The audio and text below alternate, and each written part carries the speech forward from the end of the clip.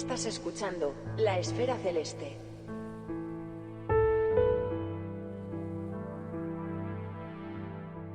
Las estrellas variables representan un amplísimo campo de la astronomía en el que podemos observar comportamientos y fenómenos de muy distintas naturalezas, desde las espectaculares supernovas a las pulsaciones superregulares de las cefeidas.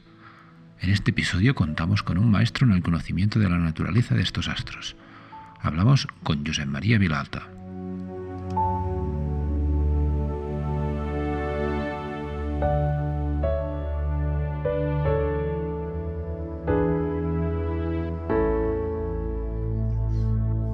Bueno, ¿qué tal, Josep María? ¿Qué tal? ¿Cómo estás?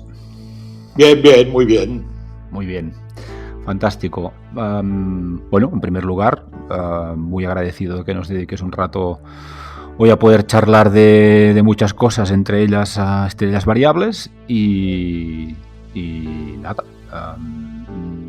¿Qué te parece si empezamos por conocer un poco cómo has llegado tú a ser una persona con esa trayectoria en variables? Bueno, estas cosas nunca tienen un principio perfectamente determinado, ¿no? O sea, a lo largo de mi vida dedicado a la astronomía, que empezó pues con 9 años o así de edad, ¿no? Y en unas épocas que precisamente España estaba sumida en la pobreza, estoy hablando de los años 50, y bueno, las cosas se hacía lo que se podía. Bueno, cuando llegó un momento en que uno ya abandona el sistema solar y entra más en el cielo profundo, un día descubre que existen estrellas variables. Todavía no tienes telescopio, no tienes medios, pero ya tienes unos prismáticos. Y bueno, empiezas con estrellas variables visuales.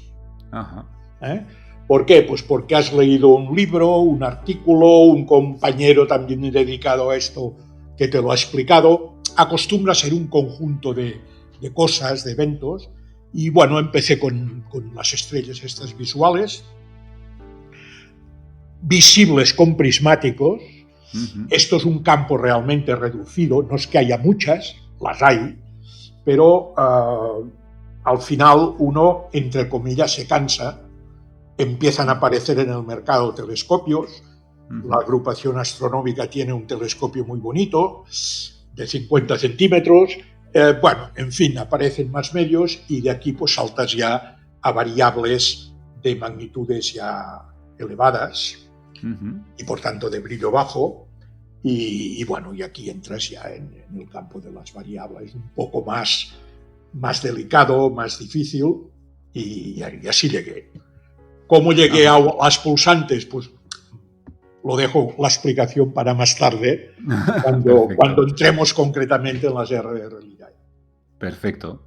Pues sí, ya que lo comentas, a lo mejor lo que podríamos hacer es introducir un poco, aunque seguro que una parte de la gente que nos escucha conoce bien este campo, pero yo creo que no está de más para quien le interese y aprovechando que te tenemos aquí, hacer un repaso un poco a definir qué son las estrellas variables y qué tipos hay, porque al final entiendo que la definición de estrella variable no es más que la definición de un fenómeno, ¿no? Es decir, al final es una variabilidad que nosotros percibimos, pero eso responde a una casuística muy amplia de sucesos y de situaciones, ¿verdad? Exacto. Fíjate, un comentario. Una estrella variable podríamos definir que es aquella que le cambia la luz que nosotros recibimos desde la Tierra. ¿Ok? Con esta definición tan simple, de entrada podríamos decir que todas las estrellas son variables. ¿Por qué? Porque su luminosidad va cambiando a lo largo de la evolución de toda su vida. O sea, una estrella empieza siendo a lo mejor una enana marrón, entra en la secuencia principal, al cabo de unos miles de años pasa a ser una gigante roja y acaba siendo una enana blanca, por ejemplo. Pues dices, hombre, esta estrella es variable. Pero bueno, esto ha sido a lo largo de toda su vida.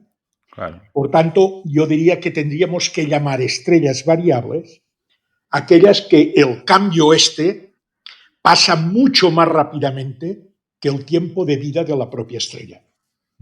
Ya no vale una variabilidad de 4.000 millones de años. Claro. Exacto, ¿no? Entonces, visto hecho es que la estrella variable es aquella que cambia la luminosidad en un tiempo relativamente corto, tal como la vemos de la Tierra. Por cierto, hago un inciso porque a veces, sobre todo los que empiezan en el campo de la astronomía, no lo tienen claro. Distingamos entre luminosidad y brillo. La luminosidad es la energía que desprende la estrella, que por tanto en julios por segundo, o sea, en otras palabras, en vatios.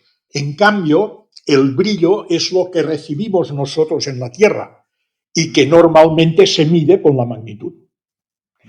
Fijados estos dos conceptos, importante, avancemos quizá un poco más en lo de las estrellas variables. Creo que ya hemos hecho una definición muy general, ¿no? Entonces, como tú has anunciado antes, este fenómeno se presenta de muchas formas distintas en el universo. O sea, a veces en algunas charlas que yo he dado siempre pongo el mismo ejemplo y me voy a repetir. Digo, es como cuando decimos, ¿no?, los indios de América, ¿no? Bueno, los indios de América hay apaches, sioux, los cayobas, los pies negros y no acabaríamos nunca, ¿no? Y dentro de los apaches hay subdivisiones, los mezcaleros, los de aquí, los de allá, ¿no? Pues las estrellas variables, digamos que pasa lo mismo, quizá incluso mucho más. Pero dentro de la explicación de esta clasificación, esta propiedad que tiene la humanidad, siempre queremos clasificar las cosas para poder analizarlas mejor. Diríamos que las estrellas variables, hay dos grandes grupos, que son las extrínsecas y las intrínsecas.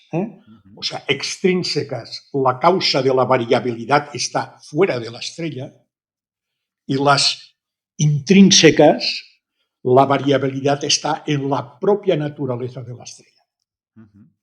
Decir extrínsecas, o sea, las que la variabilidad está fuera de la estrella y por tanto la luz que recibimos nosotros, que va cambiando, no es porque la luminosidad de la estrella cambie, sino porque hay algo externo que hace que la energía que nosotros recibimos de esta estrella vaya variando, como podría ser una nube de polvo que pasa por delante de una estrella. Hay un caso, me acuerdo, que una estrella variable de este tipo, que sería extrínseca, que hace quizá, el tiempo pasa, quizá 4 o 5 años, hubo un eclipse de la Epsilon Aurigae, que el eclipse dura 2 años. Y es visible con prismáticos, ¿no? Y entonces hubo un grupo de la Agrupación Astronómica Sabadell, a la cual yo pertenezco, pues seguimos esta observación y sacamos una curva de luz muy bonito de esta estrella, la Epsilon Aurigae, cuya luminosidad no cambiaba, sino que era una nube de polvo que pasaba por delante de la estrella. En fin, esta es la explicación que dan los astrofísicos y que hacía que durara tanto tiempo. Bien, las estrellas extrínsecas las podríamos clasificar en las eclipsantes. Hay un objeto que pasea por delante de la estrella y por detrás, evidentemente, que hace que su luminosidad, la que nos llega a nosotros, el brillo que nos llega a nosotros, disminuya cuando el objeto pasa por delante, ¿no?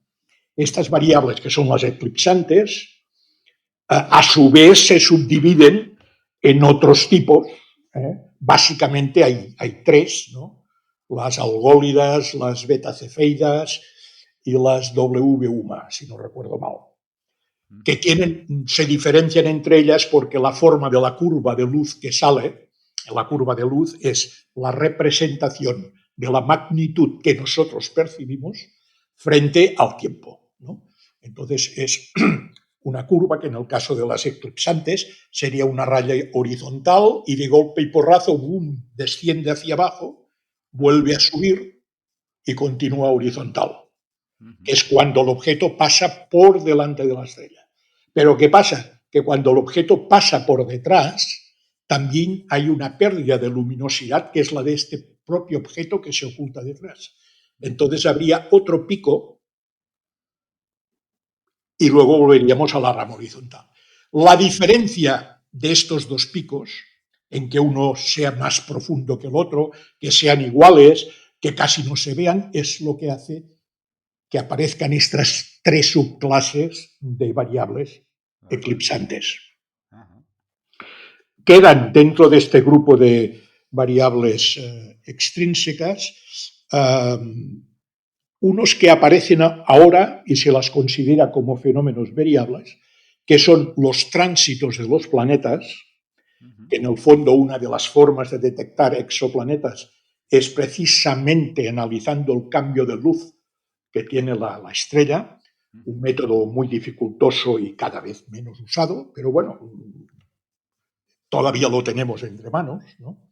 Y otro tema que aparece también dentro de las eclipsantes, y algunos astrónomos profesionales ya lo clasifican como tal, que es la ocultación de estrellas por asteroides. Cuando un asteroide pasa justamente por delante de la estrella y está en nuestra línea de visión, pues esta estrella a lo mejor durante 1 o 2 segundos desaparece. Y hay grupos de gente que se dedican precisamente a esto, a estudiar las ocultaciones, y si hacen esto como explicación un poco en paralelo, si haces un seguimiento de las ocultaciones, llegan a determinar la forma que tiene el asteroide, analizando las curvas de luz que van presentando. Bien, estas serían quizá las más importantes de lo que serían las estrellas variables extrínsecas. Pasemos ahora a las intrínsecas. Las variables estas intrínsecas, como he dicho antes, la causa de la variación es la propia estrella, los fenómenos que tienen la propia estrella, que hacen que su luminosidad, o sea, la energía que ella está emitiendo, sufra variaciones.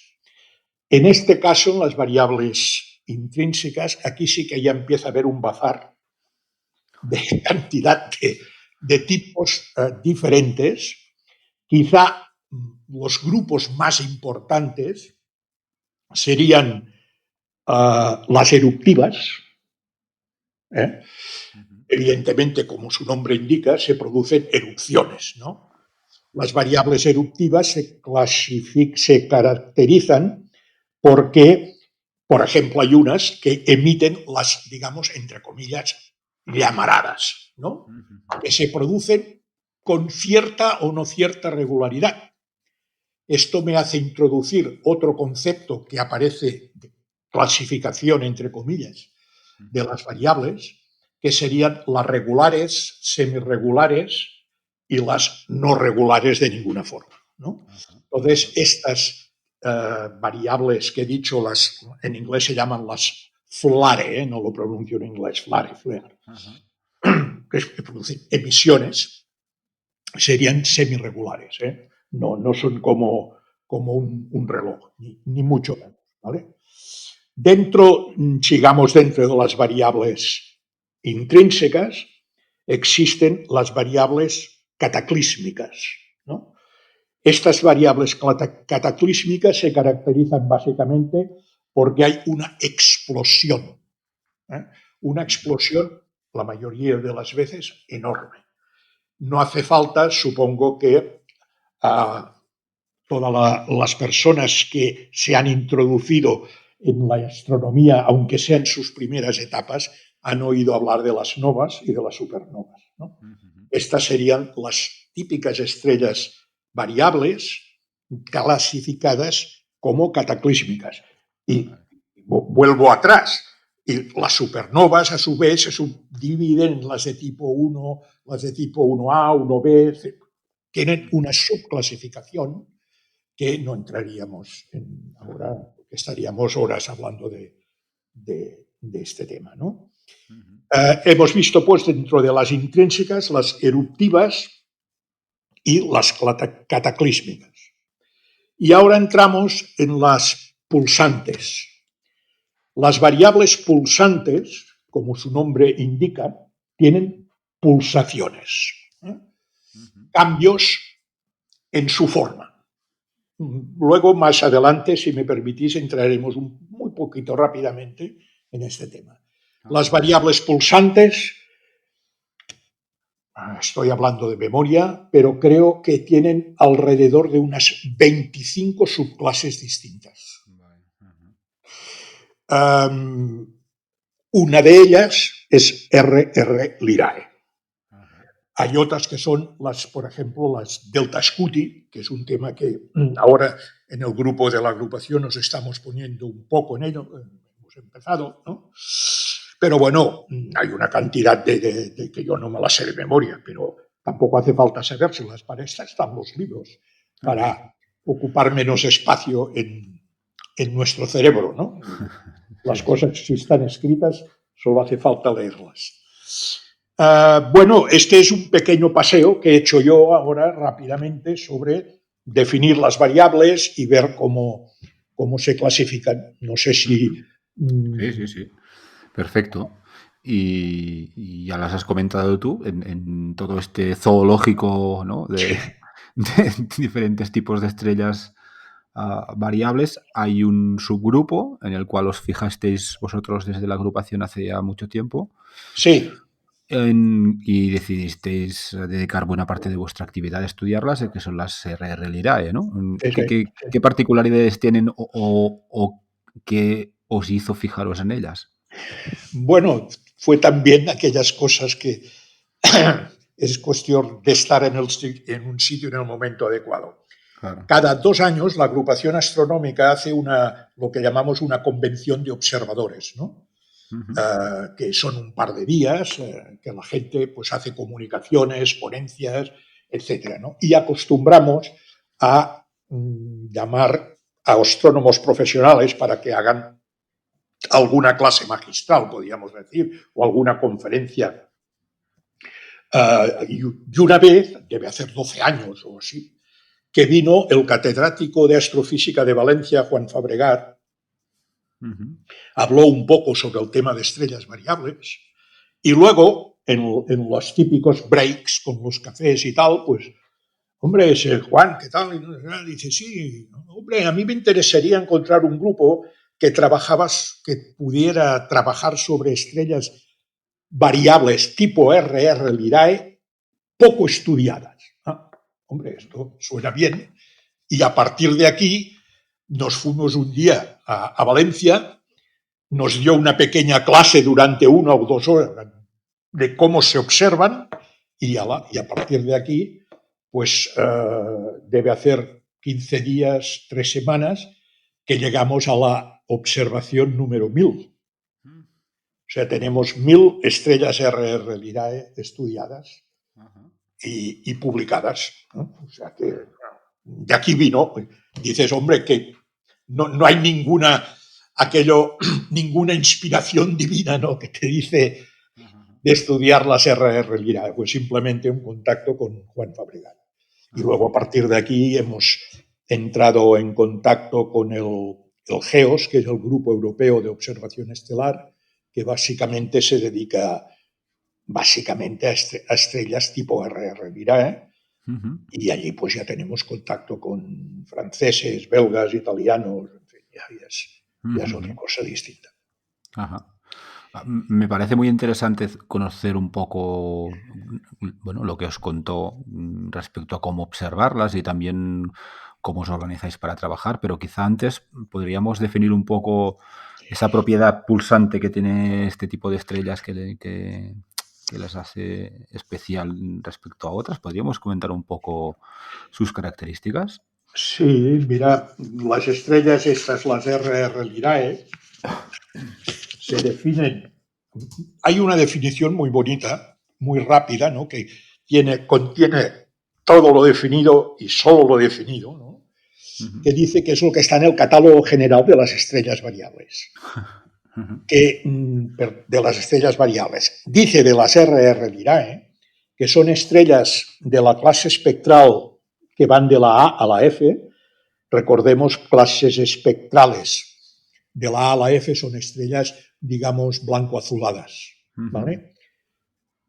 Que pulsan radialmente, esto lo explicaré después, con periodos que van de 0,2 a 1,2 días y con una amplitud en magnitud que varía de 0,2 a 2.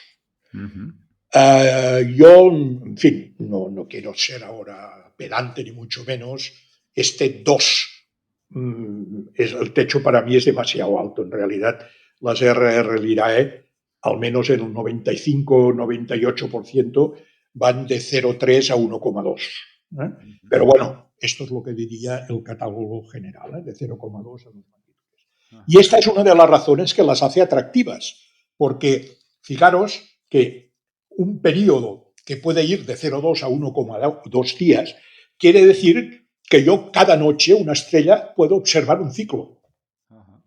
En cambio, existe otro tipo de variables pulsantes, que son las cefeidas, que a lo mejor hay cefeidas que su periodo son 100 días, ¿no?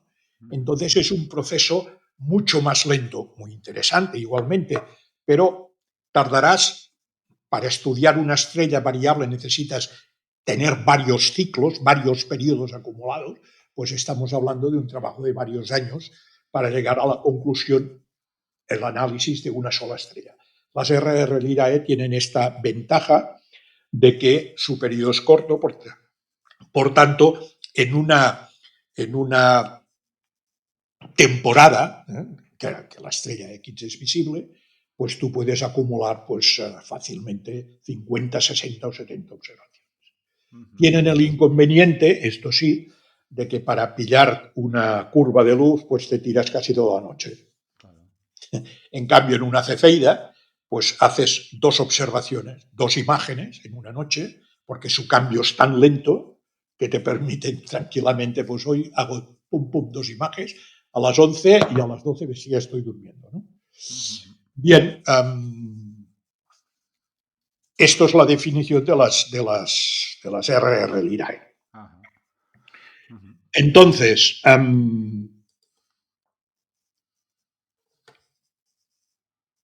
vamos a ver las RR Lyrae.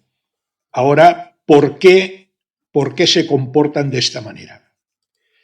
Primero, yo diría que cuando he definido las RR Lyrae, he dicho que son estrellas que pulsan radialmente. Quizá vale la pena explicar un poco más, ¿no?, el que significa esto de que pulsan radialmente. ¿Qué es una pulsación? Bueno, una pulsación, hablando de una forma muy general, sería la oscilación que tiene una propiedad alrededor de un punto de equilibrio. Un ejemplo típico sería el péndulo. El péndulo de un reloj es un elemento que pulsa, ¿no?, alrededor de la posición vertical, que es su posición de equilibrio. Entonces, las estrellas estas que llamamos pulsantes, tendríamos que hacernos 2 preguntas. ¿Cómo pulsa una estrella, que no será igual que un péndulo? ¿Y por qué pulsa una estrella? ¿Ok? Entonces, podríamos ver estos 2 conceptos quizá separadamente. Primero, ¿qué es una pulsación? He dicho en la definición que pulsan radialmente, ¿no? Imaginemos la estrella, que es una esfera, la esfera de un gas, ¿no? Es un modelo simplificado, evidentemente, de una estrella, ¿no? Entonces, la pulsación es el cambio de volumen que pueda tener esta estrella manteniendo su forma esférica. Toda la materia se desplaza a lo largo del radio. Como decía un astrónomo un poco jocosamente, dijo, las estrellas estas respiran, ¿no?, porque hace igual que nuestros pulmones, ¿no?, que se hinchan y se van contrayendo, ¿no? A esto es lo que se llama una pulsación radial, ¿ok? Lo que pasa es que toda pulsación, y aquí ya entraríamos ya en las teorías y en análisis de Fourier, una serie de cosas que hay, pero igual que la cuerda de una guitarra cuando se pulsa, ¿no?, o una flauta, si la soplas, se producen lo que se llaman los armónicos, ¿no? Y es que tú tienes un periodo de pulsación, pero luego hay múltiples de este periodo, ¿no? Que son lo que se llaman los armónicos, ¿no? Y esto, en la pulsación radial, nada impide que aparezca la pulsación principal y todos sus armónicos a la vez, ¿ok? Lo que hace esto, complicar un poquito el análisis que pueda venir después de las observaciones. Bien, pero existen pulsaciones no radiales. Si el movimiento de esta esfera de gas no se efectúa a lo largo del radio, si partes de la superficie estelar se mueven hacia adentro, mientras que otras se mueven hacia afuera, o bien la estrella cambia de forma pero conserva su volumen, entonces estamos en el caso de una pulsación no radial. ¿Ok? Esto es muy difícil de definir. Entraríamos aquí en un análisis de nodos y una serie de conceptos que los que estén interesados en esto, pues hay libros y conferencias y cosas que lo explican bien, ¿no? Bien, ya hemos analizado lo que son las pulsaciones, ¿no? De una forma muy simple. Pero yo antes he dicho el por qué y el cómo se produce. Bien, imaginemos la esfera de gas, que está, una esfera de gas de una estrella normal, que no es variable, está en lo que llamamos que está en equilibrio hidrostático. Esto quiere decir que por una parte tenemos la fuerza de la gravedad que intenta contraer la estrella, pero por otra parte tenemos una generación de energía que está en el núcleo de la estrella, las reacciones termonucleares que se producen, donde se generan energía y esta energía tiende a dilatar la estrella. Llega esto a situarse en un punto de equilibrio, digamos que uno se quiere contraer, el otro expandir, las fuerzas son iguales y la estrella está quietecita y estática.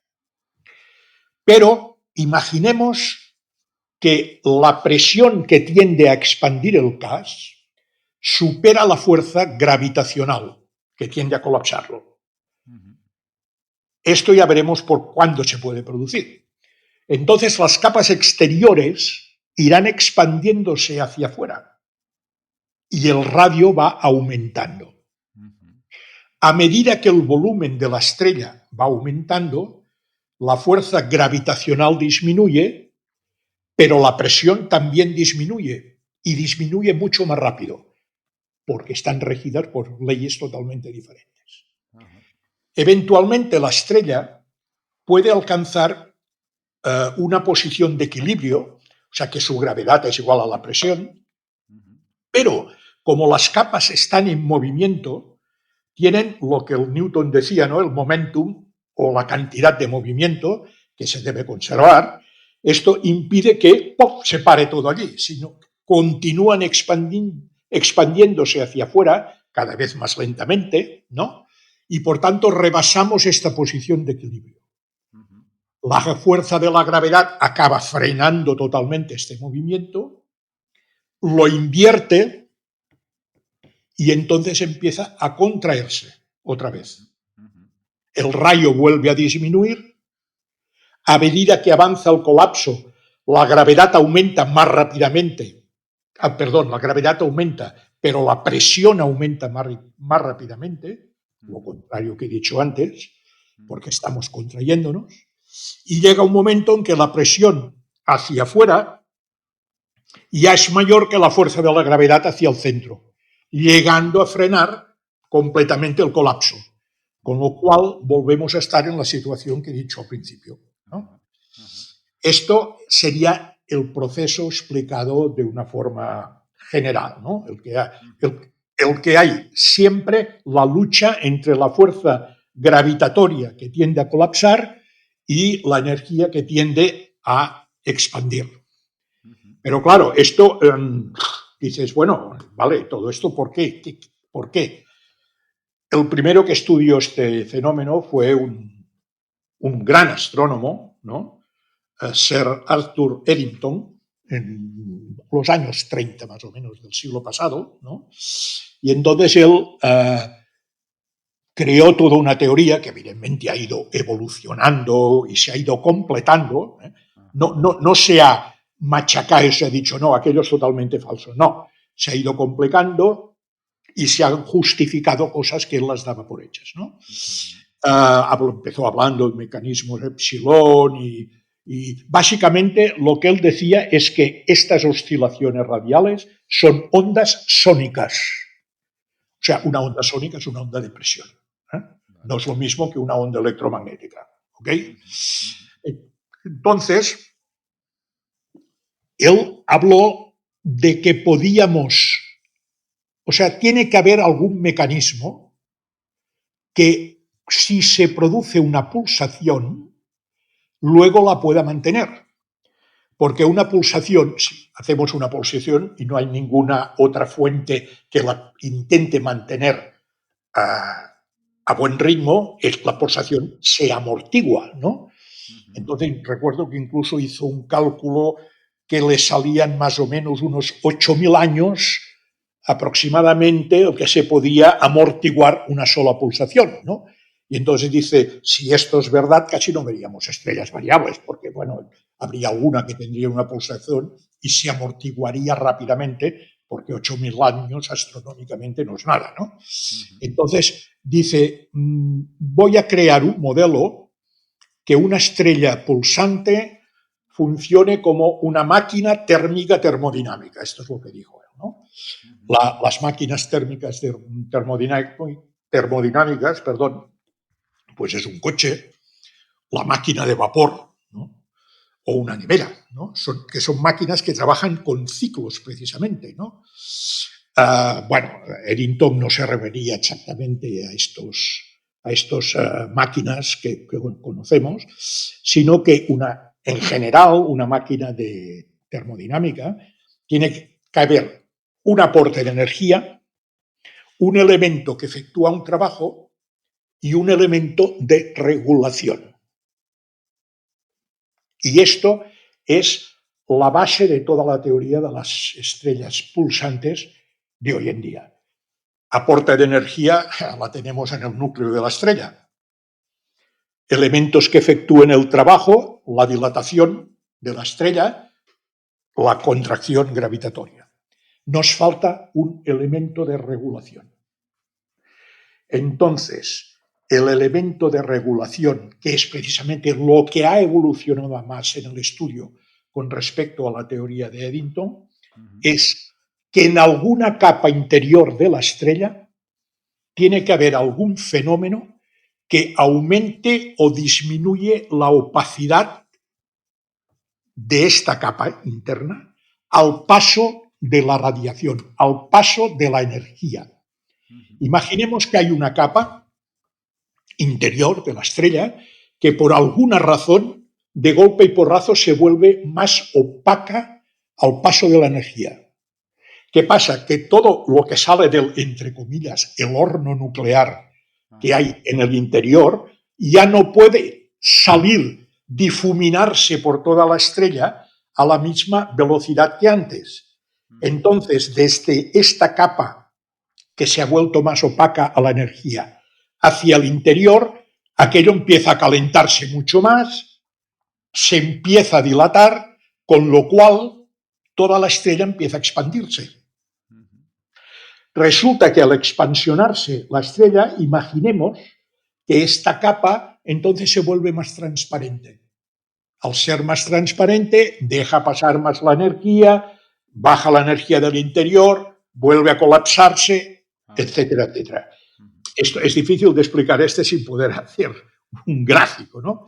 Pero, y con esto termino la explicación más teórica de estas estrellas pulsantes. ¿Qué puede ser esta capa interior que hace que le varíe la opacidad?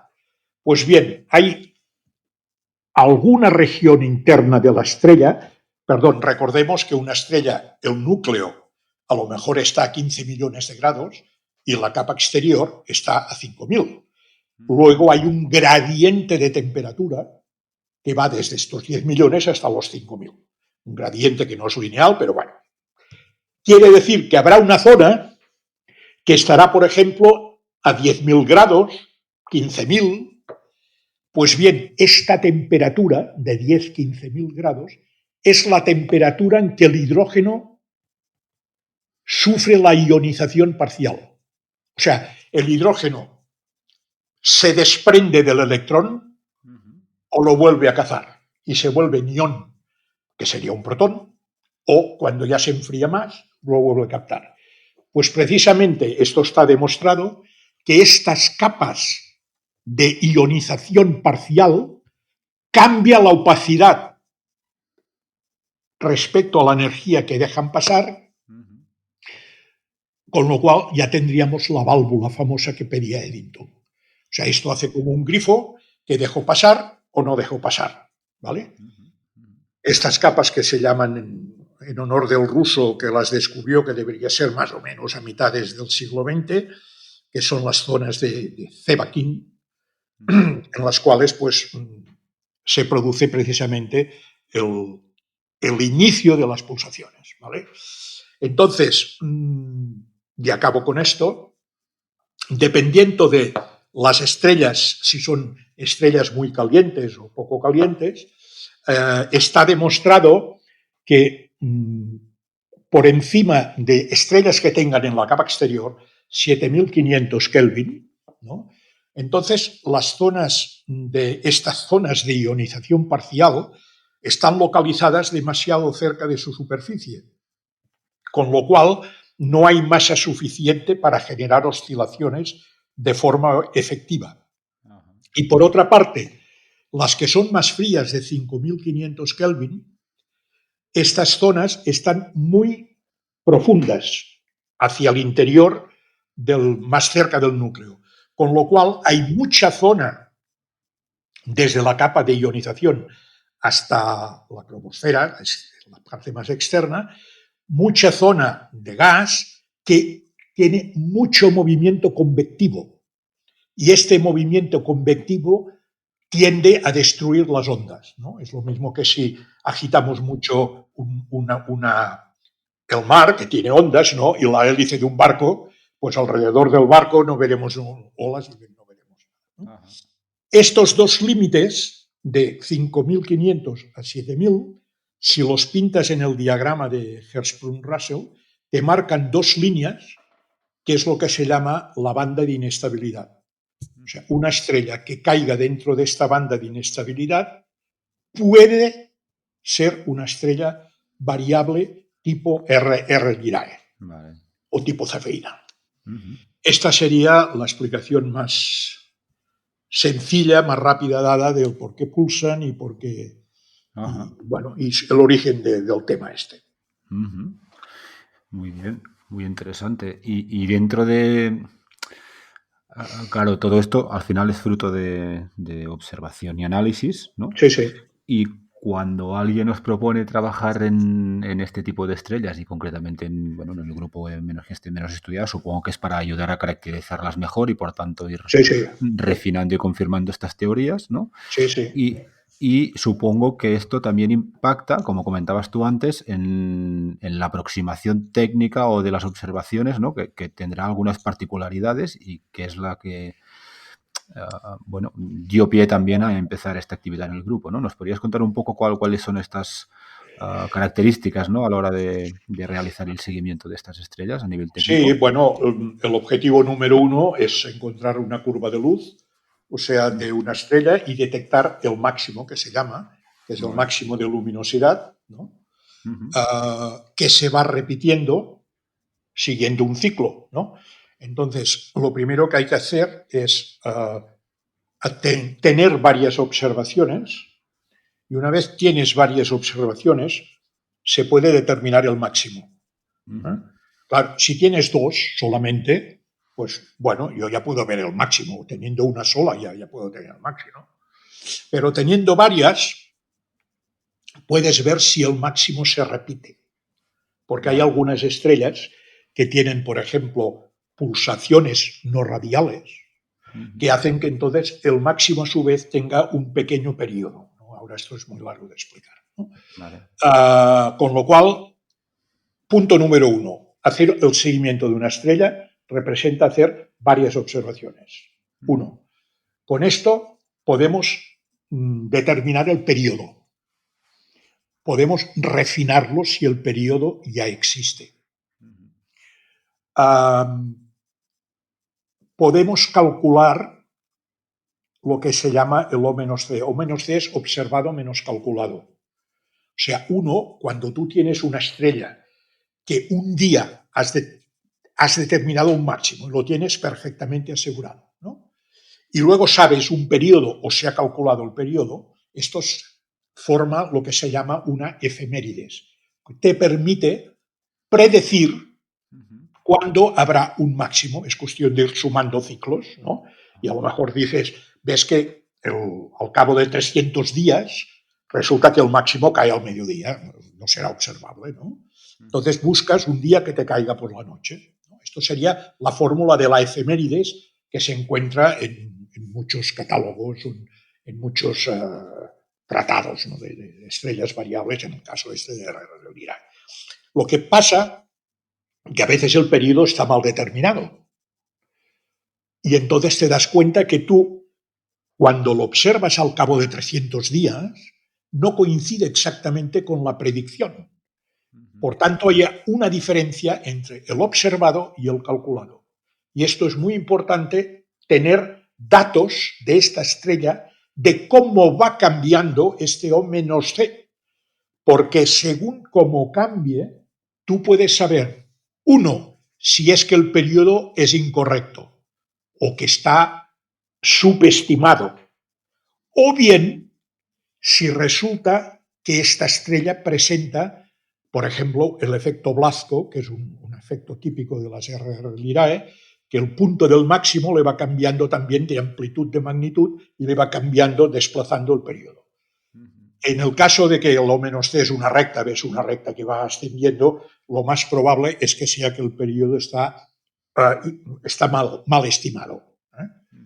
En cambio, cuando te da una forma parabólica, miau, quiere decir que aquí puede haber pulsaciones raras, no radiales, efecto Blasco o algún otro tema. Y esto, una vez el astrónomo no profesional, no me gusta emplear la palabra amateur porque a veces se le da un contexto así un poco bueno, este es un pintor amateur, ¿no? Digamos, astrónomos no profesionales, lo mandamos a los profesionales que saben muchísimo más y ellos entonces acaban de deducir el porqué y a veces pues se publica y tienen la deferencia incluso de poner nuestros nombres también como coautores del artículo. Este es quizá la actividad más importante que pueda haber en las estrellas variables, tipo RR Lyrae, ¿no? Y para ello, pues bueno, lo que hay que hacer son trabajos de fotometría, ¿no? Y básicamente, o sea, las dos técnicas más importantes, por no decir las únicas, para estudiar las estrellas variables es la fotometría y la espectrometría, ¿no? O sea, la espectrometría es un tema ya bastante más complicado, alguna que nosotros hemos hecho, pero no en variables RR Lyrae, sino en estas que empezamos ahora a estudiar, las delta Scuti. Pues bien, la espectroscopía nos las han hecho, por favor, en el IAC, en el Instituto de Astrofísica de Canarias, ¿no? Vale. Bien, no sé si podríamos hablar de algo más. Sí, yo te iba a preguntar, porque al final esto es un grupo y sé que en la agrupación tenéis algún equipo que tiene unas dimensiones destacables, pero supongo que aquí hay gente con cierta diversidad de equipos, ¿no? Y de disponibilidad de trabajo y ¿nos podrías contar un poco cómo se organiza ese grupo, ¿no? Y también cómo se define una forma de trabajar, porque al final a diferencia de equipos y de cámaras y de rutinas y tal, supongo que tenéis que hacer un trabajo para homogenizar las Sí, observaciones. bueno, esto es, sí. De hecho, tenemos por una parte el telescopio de 50 centímetros de la agrupación, pero bueno, miembros del grupo, ahora concretamente somos 4, habíamos llegado a ser 8, pero bueno, las situaciones están cambiando y hay gente incluso de nuestro grupo que se ha llegado a vender la cámara, ¿no? Por razones personales, ¿no?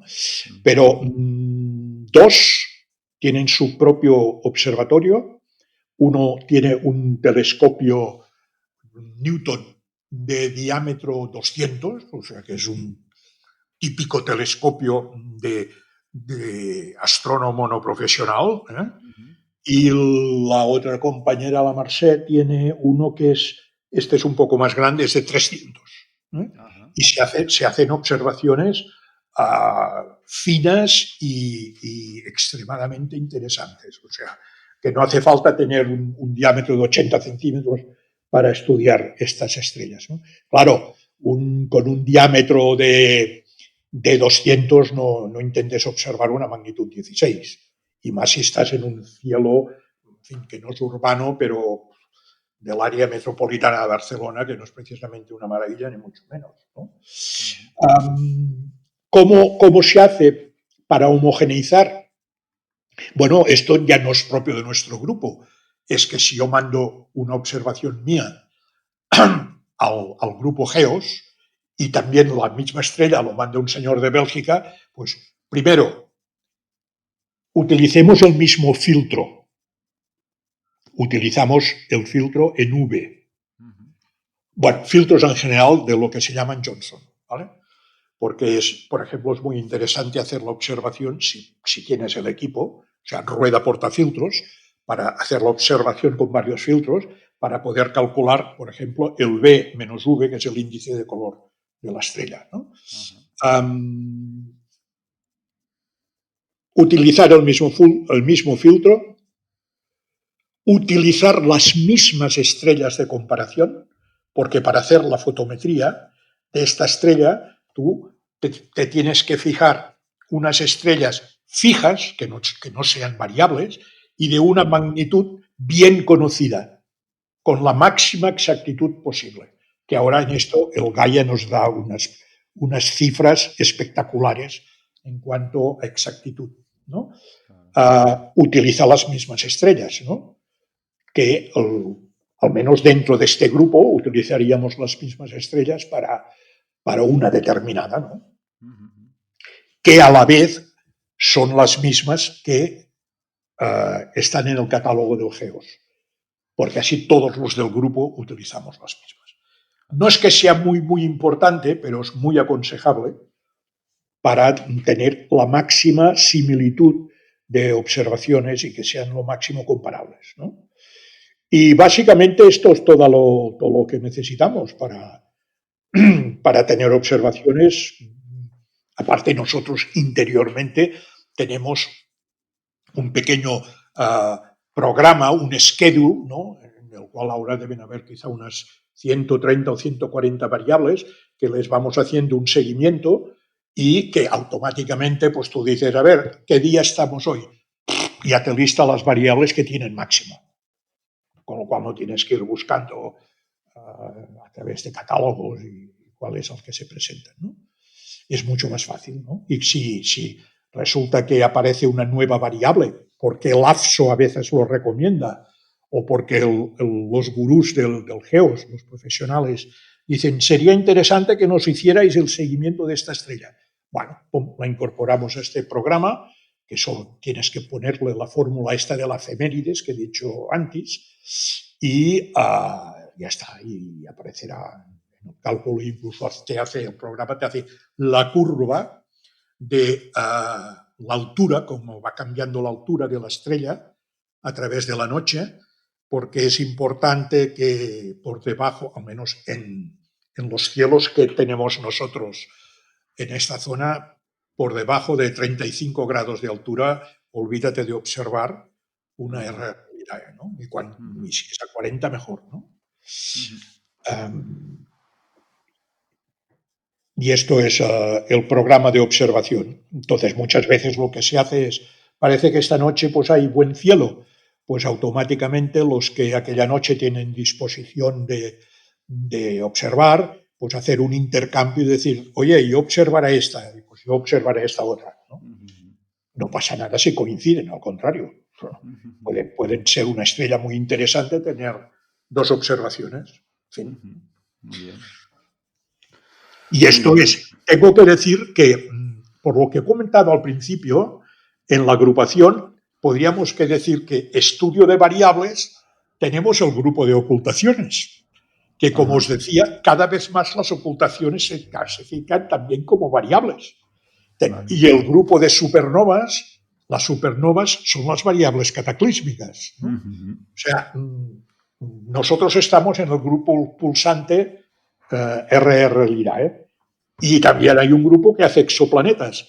El tránsito de un exoplaneta también está ya dentro de las variables extrínsecas, ¿no? Aunque quizá los señores de ocultaciones y exoplanetas todavía no admitan que sean fenómenos variables, ¿no? Pero bueno, están clasificados, últimamente se clasifican dentro de este campo. Ajá. Muy bien. Josep, a ver, para ponerle un poco la guinda a esto, pero apartándonos un poco de la clase magistral que nos has dado, porque no, sí, tienes un fondo aquí hablando de libros que... no, te iba a preguntar algo que a veces cuando tocamos temas aquí ya lo hacemos, porque suponemos que haya gente que escuche que no tiene ni mucho menos el nivel que tenéis algunas personas, pero que habéis conseguido quizá despertarle el interés por este campo, ¿no? Y que lejos, es decir, llegar a la finura de los trabajos que hacéis, por ejemplo, vosotros y mucha otra gente, pues esto requiere de tiempo, ¿no? Y de experiencia en definitiva, ¿no? Y de leer mucho. Pero para empezar, para adentrarse un poco en el ámbito de las variables, para una persona que ya disponga de equipo, ¿no? Y que esté haciendo una introducción a la astronomía, pero que tenga ganas de profundizar un poco en lo que es la parte más de ciencia y quiera empezar a hacer algunas medidas o a probar un poco el campo de las variables, ¿qué 2 o 3 consejos le darías? Desde equipo a qué tipo de objetivos se podría marcar para empezar. Bueno, mira, el equipo es un tema que quien manda es el bolsillo, hablando claro, ¿no? A todos nos gustaría tener un telescopio de 1 metro de diámetro, como aquellos que fabrican una empresa italiana, pero bueno, ya el telescopio solo soltará 70, 80 mil euros, ¿no? Y luego hay que tener un espacio para montarlo, ¿no? Y como dice Ramón Navés, dice, y que la esposa te permite montarlo en casa, ¿no? Sí, bueno, en su caso hay trampa porque la esposa también lo utiliza, ¿eh? Bueno, sí, pero en fin, lo que él montó de un pistón hidráulico allí. Sí. Aquello ya es, bueno, en fin. Bueno, en todo caso el escenario no es un telescopio de 1 metro italiano, sino No, yo diría, es una opinión personal mía, pero con mi experiencia diría que hay que huir de los refractores, que van muy bien a veces para planetaria, ¿no? Porque un refractor por encima de 150 milímetros ya no hay, ¿no? Y los de 150 milímetros son carísimos. Y para esto te vas a un Newton, por ejemplo, a partir de 200, ya como he comentado, ya hay mucha gente pues hace trabajos de variables. Por supuesto, hay que tener una montura que haga un seguimiento bien normal, no hace falta tener un seguimiento como los de astrofotografía, que sí que necesitan un seguimiento, aquello que se dice a la décima, ¿no? Y luego una cámara fotográfica. La cámara sí que hay que tener, aquí sí que hay que gastarse un poco el dinero. Hay una marca últimamente que saca unas buenas cámaras, que es la Moravian, a unos precios que, bueno, a ver, estamos hablando de 2.000 euros, ¿eh? Sí. Y con la rueda portafiltros. Se pueden hacer variables en visual. Hay una compañera belga del grupo de RR Lyrae que las hace todo en visual y saca precisiones de la centésima de magnitud. ¿Qué dices? Sí, yo creo que, como le digo, a pesar de tener unos ojos muy bonitos, los tienes de una precisión impresionante, digo. Y se hace 200 estrellas al mes y le publican los resultados, pero bueno, lo normal es tener una cámara fotográfica, ¿no? La segunda parte, que dice, bueno, yo ya tengo un equipo, ¿y ahora qué hago? Bueno, yo diría que de entrada, si puedes entrar en contacto con grupos ya que trabajan en este campo, pues es lo típico, sentarse con ellos 2 horas y a partir de aquí puedes empezar a trabajar, que tampoco es tan complicado. Si no, AFSO, esta agrupación americana de observadores de estrellas variables, tiene el manual de fotometría para variables, que además lo tienen traducido al castellano. Sí. Y es muy interesante porque te da una normativa al alcance del principiante. Y es muy bueno para empezar si no tienes la posibilidad de entrar en contacto con grupos. De todas maneras, sabéis una cosa, y es que a través de la agrupación astronómica de Sabadell, José María Vilalta, que soy yo, solo tenéis que llamar allí para ponernos en contacto. Podemos sentarnos un día y un par de horas y ya os digo que con esto ya podemos empezar. O sea, no hace falta ni hacerse socio ni hacerse del grupo, ¿no? Si uno dice, hombre, ¿yo cómo puedo empezar? Pues estamos abiertos a ayudar a cualquier persona como nos ayudaron a nosotros, claro. Pues mira, va muy bien que me lo digas porque antes de despedirte, lo que sí que voy a pedirte es que qué puntos de contacto podemos tener contigo, con el grupo, con la agrupación y no sé, lo has puesto muy fácil. Bueno, a ver, mi correo electrónico es para si podéis entrar directamente en contacto conmigo a través de un correo electrónico y quedamos un día para hacer una charla a través de Zoom, por ejemplo. Porque ahora realmente encontrarnos personalmente con el tema de la COVID y todo esto es un poco más difícil, pero bueno. Bueno, y salvamos las distancias porque no siempre es posible, ¿no? A lo mejor hay gente interesada que no están en las cercanías de Sabadell y eso no tiene por qué ser un impedimento. Sí, o gente que, bueno, por su ritmo de trabajo, pues dices que yo solo puedo a las 9 de la noche. Pues entonces tengo que venir, no sé, de Igualada y yo qué sé. Bueno, pues mi correo electrónico, lo digo ahora o lo publico. Como quieras, o si quieres lo ponemos en las notas del episodio porque a veces queda más yo fácil, creo que es así, ¿no? Pues lo pones en las notas. Y pondremos, si te parece, también la URL de la web de la agrupación y concretamente de vuestro grupo, por si la gente quiere ahondar un poco en lo que has comentado y así. Pues, bueno, tú pones la agrupación astronómica. Dentro de la agrupación astronómica nosotros no tenemos una web propia, ¿no? No, sino a través de la agrupación astronómica, entonces allí pues el secretario técnico y tal, pues ya os responderá o nos avisará a nosotros. Perfecto. Como pasa a veces que hay chicos que hacen el trabajo de final de estudios de bachillerato y lo piden. Que hay chavales y chicas que vienen y dicen, lo quiero hacer sobre estrellas variables. Automáticamente nos lo pasan. Nos lo pasan a nosotros. Mira, por cierto, ha habido ahora, lo está acabando, una chica de bachillerato que pedía hacer un trabajo precisamente sobre RR-Lyrae. Pues mira, lo conquisté a los del Instituto de Astrofísica de Canarias, lo hemos hecho conjuntamente. Las observaciones con el IAC-80 de allí. Y bueno, estudiamos en un cúmulo globular, el M15, que en los cúmulos globulares es donde abundan las RR-Lyrae. En este cúmulo hay del orden de 70-80 RR-Lyrae. Seleccionamos 16, hicimos la fotometría y ahora está haciendo los cálculos para encontrar la distancia que está este cúmulo, aprovechando las RR-Lyrae, que no lo he dicho, pero se utilizan como candelas estándar Vale. para calcular distancias, ¿no? Y como se ha hecho pues a través de la agrupación, oye, me gustaría hacer esto, pum, pues nos lo mandaron a nosotros. Muy bien, muy interesante. Vaya trabajo va a salir de ahí. Muy bien. No perdáis el tiempo buscando libros y así, porque no hay. En fin, sí que hay libros, ¿no? Pero son libros muy avanzados, no hay un libro de variables pulsantes, pero que bueno, allí o conoces bien la física fundamental o no.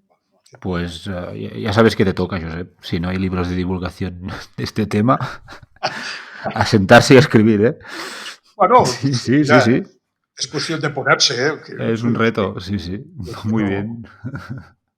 Perfecto. Oye, pues muchísimas gracias. La verdad es que ha sido un placer y hemos aprendido muchas cosas. Me apunto que si volvemos a tratar un día de variables, nos guardamos tu contacto y a lo mejor te volvemos a llamar, ¿eh? Ningún problema, porque yo encantado de haber participado aquí. Disfruto mucho transmitiendo las pocas cosas que yo sé y además de temas que a mí me gustan, pues a ver si la gente se anima y me hacen compañía, ¿no? Muy bien. O sea que cuando necesitáis algo, a vuestra disposición. Muchas gracias. Pues lo dicho, Josep, un placer, cuídate mucho y nos hablamos pronto. De acuerdo, venga, adiós.